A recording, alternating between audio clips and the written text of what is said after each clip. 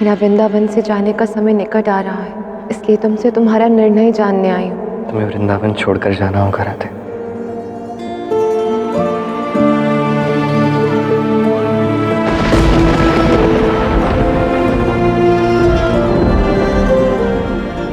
हमें अब द्वारका लौटना है राधे। ऋषि गर्ग की गर्ग संहिता के माध्यम से इस संसार को प्रेम और प्रेम भक्ति का पाठ तुम्हें पढ़ाना था। वो कार्य भी हो चुका। क्या बात है, मेरे कक्ष को इस प्रकार क्यों देख रही हो? अपनी स्मृतियों को एक बार पुनः जीवित कर रही हूँ कृष्ण। द्वारका में सब कुछ वैसा ही है जैसे हम वृंदावन जाने से पूर्व छोड़कर गए थे। प्रतीत होता है न जाने कितना समय बीत गया होगा, परंतु यहाँ लौटने के बाद सब कुछ पहले की भांति ही तो है। द्वारका मेरे हृदय से जुड़ा है राधे, और सदैव जुड़ा रहेगा। मेरा भूतकाल, मेरा वर्तमान और मेरा भविष्य तुमसे जुड़ा है। यदि तुम मेरे साथ हो तो मैं चाहे वृंदावन में रहूं या द्वारका में, वो स्थान मेरे लिए गोलोक ही है।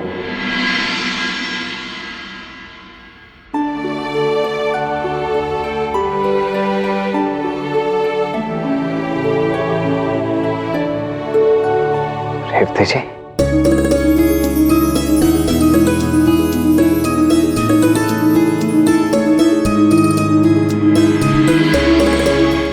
अच्छा हुआ आप आ गए। मैं आप ही के पास आने का विचार कर रही थी। मैं भी तो कब से आपसे मिलने की प्रतीक्षा कर रहा था रेवती जी। क्यों, कुछ विशेष? और ये आपके हाथों में क्या है? ये आप स्वयं ही देख लीजिए।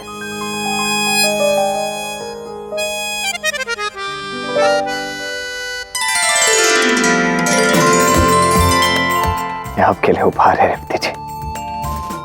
यदि आप इन्हें धारण करेंगी, इनसे अपना श्रृंगार करेंगी तो इनकी शोभा और अधिक बढ़ जाएगी।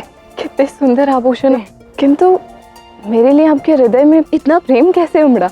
बस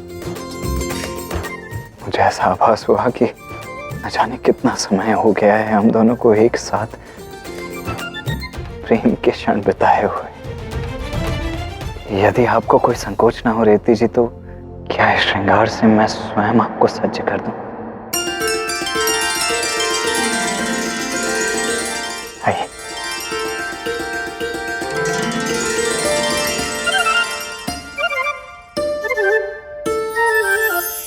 प्रतीत होता है कि राधा और कृष्ण का प्रेम देखकर इनके हृदय में मेरे लिए भी प्रेम उमड़ने लगा है।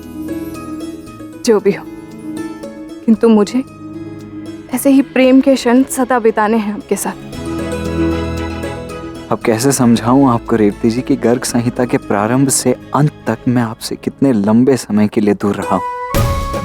भले ही यहाँ आपके लिए मात्र कुछ ही क्षण बीते थे, और अब जब मैं पुनः आपके पास लौट आया हूं, तो अब मैं चाहता हूं कि अपने जीवन का हर क्षण, एक एक क्षण आपके साथ ही व्यतीत करूं।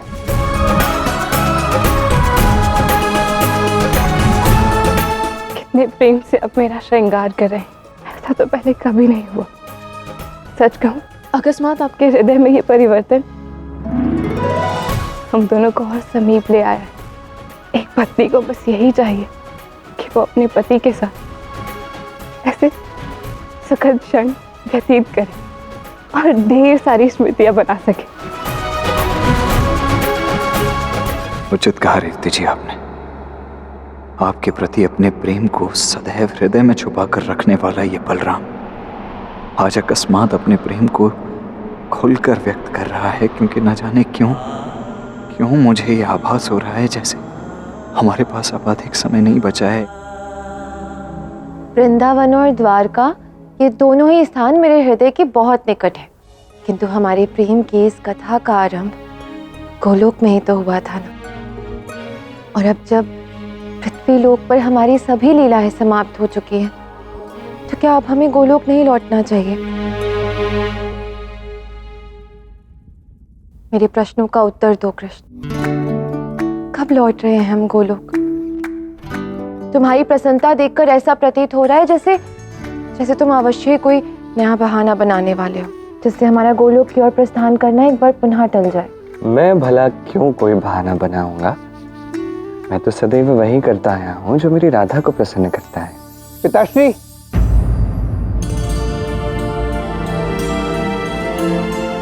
आप दोनों की वार्तालाप में व्यवधान डालने के लिए मैं क्षमा चाहता हूँ, किंतु पिताश्री मुझे आपसे एक अत्यंत ही विशेष बात करनी थी।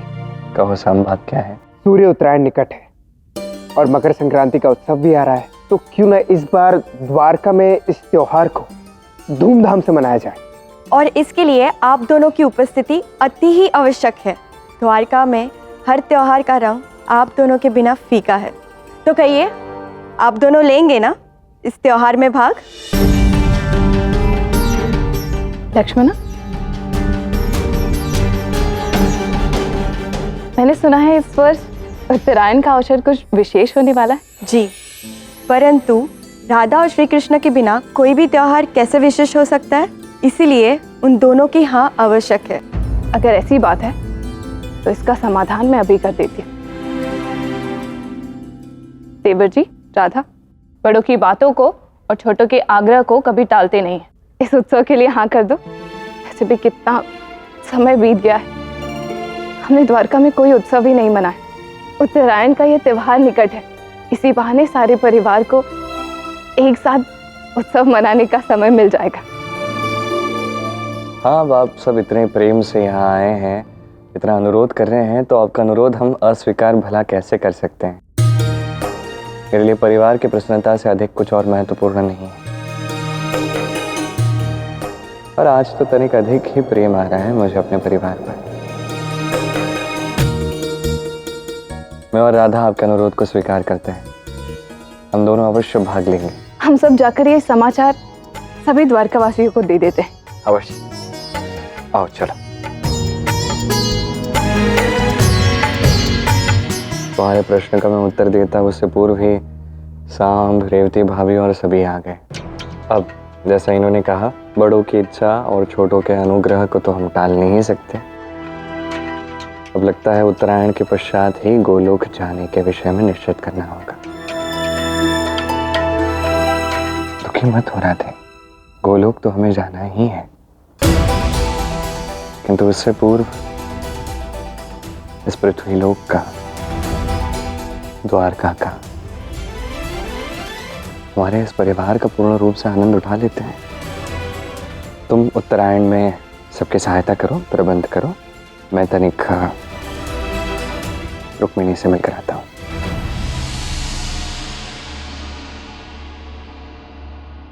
आज तो तनिक अधिक ही प्रेम आ रहा है मुझे अपने परिवार पर। कृष्ण ने ऐसा क्यों कहा होगा? इसके पीछे अवश्य ही कोई गहरी बात छुपी है। ओम नमः शिवाय।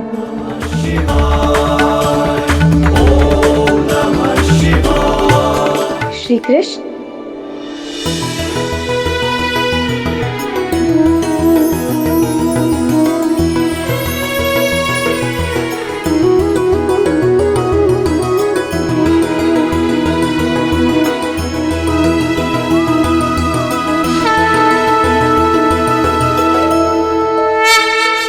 कैसे हर बार तुम्हें मेरी उपस्थिति का आभास हो जाता है रुक्मिणी?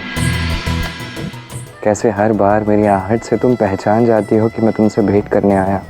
आपकी अर्धांगिनी हूँ, आपकी आहट ना पहचानूं ऐसा कदापि नहीं हो सकता। एक बात कहूँ रुक्मिणी, तुम्हें अपनी अर्धांगिनी के रूप में पाकर मैं धन्य हो गया हूँ।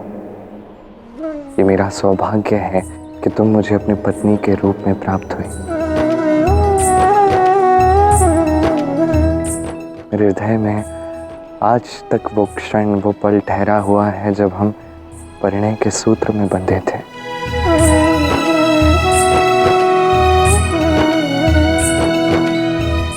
उस दिन मुझे केवल अपनी अर्धांगिनी ही प्राप्त नहीं हुई, अभी तो मेरे जीवन में एक ऐसे व्यक्ति का प्रवेश हुआ जिसका हृदय गंगा सा पवित्र है। तुमसे विवाह करके मैंने प्रेम के एक भिन्न रूप का अनुभव किया। एक ऐसा प्रेम जिसमें लालसा नहीं है, केवल समर्पण है। और एक सत्य बात कहूँ तो ये संसार केवल राधा कृष्ण के प्रेम को ही नहीं, रुक्मिणी कृष्ण को भी सदा सदा के लिए स्मरण रखेगा। और वो इसलिए क्योंकि तुम्हारा प्रेम पूजनीय है रुक्मिणी। आपके प्रेम का आभास मुझे सदैव था, किंतु आज आपके मुख से ये बातें सुनकर अपने मन के आगे मैं पुनः नतमस्तक हो गई हूँ।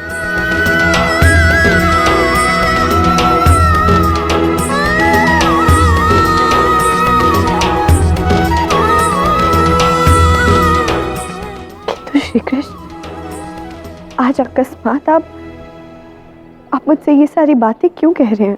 क्योंकि आज से हम हर एक क्षण का पूर्ण रूप से आनंद उठाएंगे, एक एक सुंदर स्मृति अपने हृदय से समेट कर रखेंगे।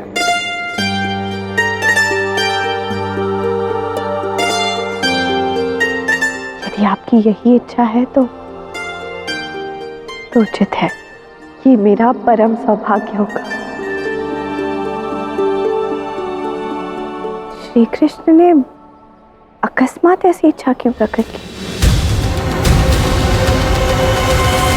मेरे प्रिय द्वारकावासी, आज मैं आप सभी के लिए एक अत्यंत ही शुभ समाचार लेकर आया हूं। द्वारका में उत्तरायण के अवसर पर एक उत्सव होने जा रहा है, जिसमें आप सब आमंत्रित हैं। जो भी सूर्यदेव की पूजा में भाग लेना चाहते हैं, उनके लिए द्वारका के द्वार खुले रहेंगे। तो क्या हमारे परिजन भी द्वारका आ सकते हैं उत्तरायण का त्योहार मनाने के लिए? अवश्य आ सकते हैं। परिवारजन, प्रियजन, इन सभी का द्वारका में स्वागत होगा। किंतु हाँ, ये उत्सव है हर्ष और उल्लास का, जिसे हमें प्रेम पूर्वक ही संपन्न करना होगा। इसलिए जो भी द्वारका में आए, उन्हें इस बात का तो विशेष रूप से ध्यान रखना होगा कि द्वारका और उनके किसी भी सदस्य को किसी भी प्रकार की क्षति न पहुंचे।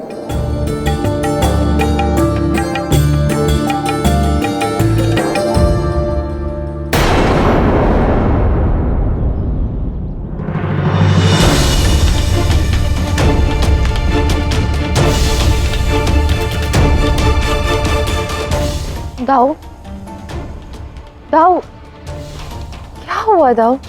शाम की घोषणा के पश्चात आप व्यथित लग रहे हैं, दुखी क्यों हैं? मुझे क्षमा कर दो राधा,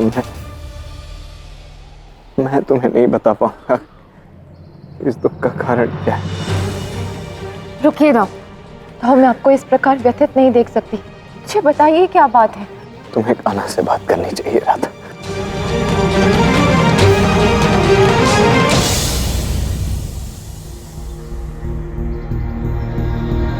मुझे ज्ञात है तुम्हारे हृदय में क्या प्रश्न है राधे।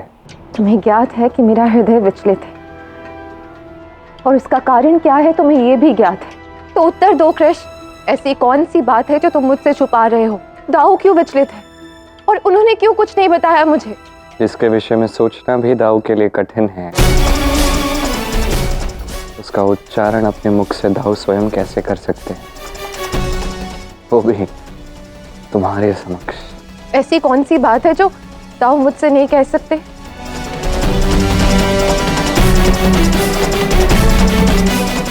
तुम्हारी इच्छा पूर्ण होने को है। जो तुम्हारे मन में चल रहा है वो अब स्वयं ही यथार्थ हो जाएगा। अर्थात हम गोलोक की ओर प्रस्थान करने वाले हैं। हाँ, बस गोलोक तक पहुंचने का मार्ग ये सरल नहीं होगा, और जहां तक मैं देख पा रहा हूं तुम उसके लिए अभी सज्ज नहीं हो रहा था। अब तो मुझे अपनी बातों में उलझाने लगे। कृष्ण, मुझे स्पष्ट रूप से बताओ ना कि क्या होने वाला है अब।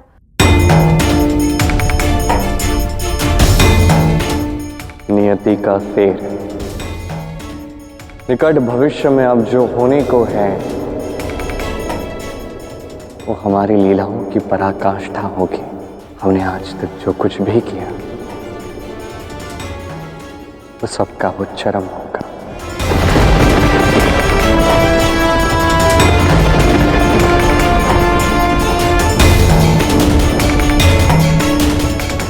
तुम्हें श्राप देती हूँ कृष्ण, जिस तरह तुमने मेरे पूरे कुल को आपस में लड़वाकर नष्ट कर दिया, ठीक उसी तरह सारा यदुवंश आपस में लड़कर समाप्त हो जाएगा। जाओ जरा और अपने लिए एक ऐसा अस्त्र अर्जित करके ला जो तुम्हें एक महान योद्धा बना सकता है। अंत का आरंभ निकट है राधे।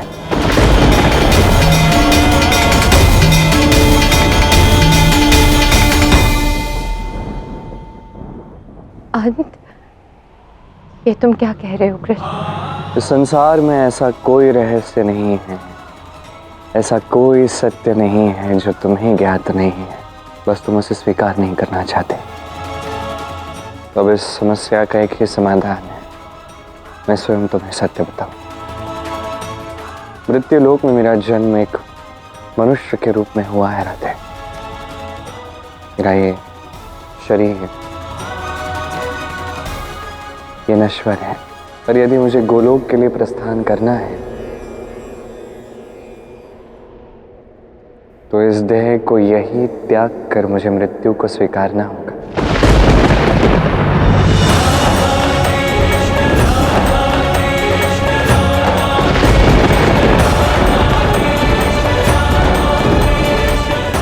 और इस सत्य को तुम जितनी शीघ्र स्वीकार करोगे उतनी ही कम पीड़ा होगी राधे। किंतु चाहे जो भी हो, मेरी मृत्यु निश्चित है। यही नियति है राधे, और नियति को हम दोनों में से कोई नहीं बदल सकता।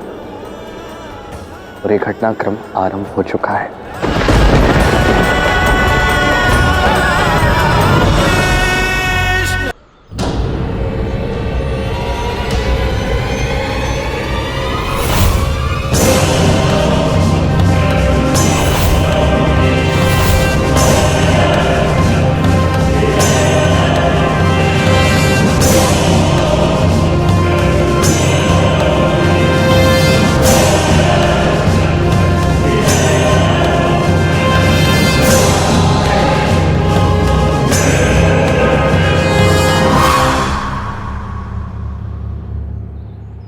प्रणाम, भीतर आइए, द्वारका में आपका स्वागत है। धन्यवाद। द्वारका में प्रवेश कर बहुत प्रसन्नता हो रही है। आज इतने समय बाद श्री कृष्ण से पुनः भेंट करने का सौभाग्य मिलेगा। तो क्या आप पहले भी द्वारका आ चुके हैं और श्री कृष्ण से भेंट कर चुके हैं? हाँ, मिल चुका हूँ, परंतु इस बार ऐसा प्रतीत होता है जैसे श्री कृष्ण स्वयं मुझसे भेंट करना चाहते हैं। कदाचित कोई महत्वपूर्ण कार्य शेष रह गया है हम दोनों के मध्य। आपका शुभ नाम क्या है महोदय? जरा जरा जरा। तुम्हें तो सब ज्ञात है कृष्ण, विधि के विधान का भी और भविष्य के गर्भ का भी, और स्वयं अपनी मृत्यु का भी। तो क्यों इस पीड़ा को सहना चाहते हो? मुझे ज्ञात है कि ये अंत केवल तुम्हारे देह का है, परंतु मेरे प्रेम का साक्षी तुम्हारा हृदय, तुम्हारी आत्मा, तुम्हारा देह भी तो है। तो तनिक विचार करो, मैं कैसे कैसे देख पाऊंगी तुम्हारी मृत्यु?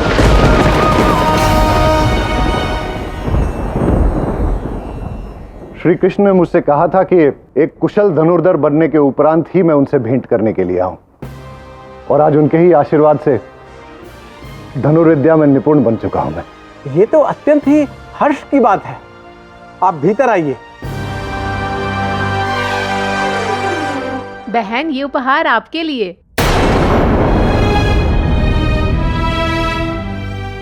श्री कृष्ण से मिलने की उत्सुकता में मैं उनके लिए कोई उपहार लेके जाना तो भूल ही गया।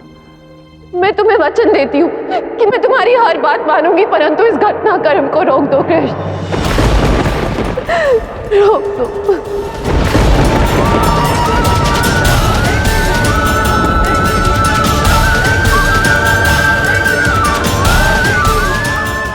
मुझे श्री कृष्ण के लिए कोई विशेष उपहार लेकर जाना होगा।